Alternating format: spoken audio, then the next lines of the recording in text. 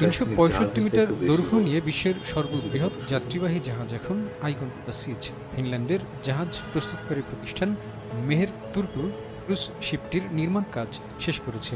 ১৯ থেকে ২২ জুন প্রথম পরীক্ষামূলক যাত্রাও শেষ হয়েছে। পরীক্ষামূলক যাত্রায় আইকন অফ দ্য সি কয়েকশো মাইল পথ পাড়ি দেয়। সে সময় জাহাজের ইঞ্জিন, বাইরের কাঠামো, নিয়ন্ত্রণ ব্যবস্থা সহ অন্যান্য প্রয়োজনীয় বিষয় পরীক্ষা করা হয়।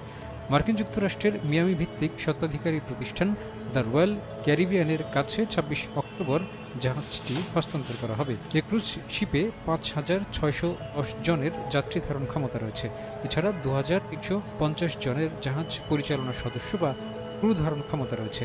জাহাজের ভেতরেই রয়েছে পিস ডি রেজিস্ট্যান্ট নামে সামুদ্রিক জাহাজে এ যাবৎকালের সবথেকে বড় বিনোদন কেন্দ্র, যেখানে ৬টি ওয়াটার স্লাইড রয়েছে। সুইমিং পুলের সংখ্যা ৭টি।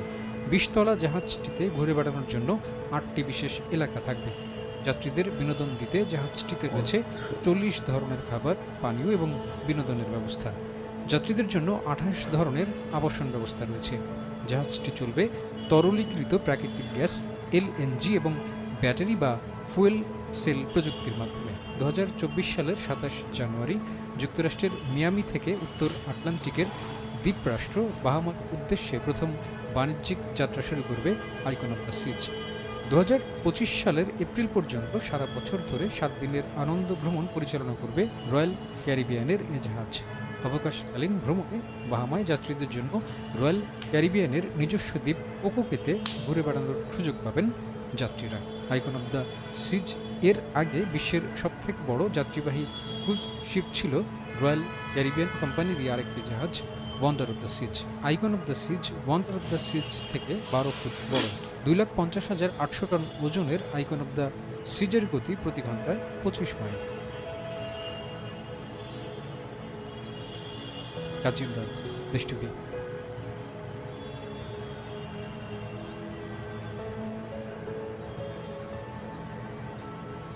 অদ্ভুত।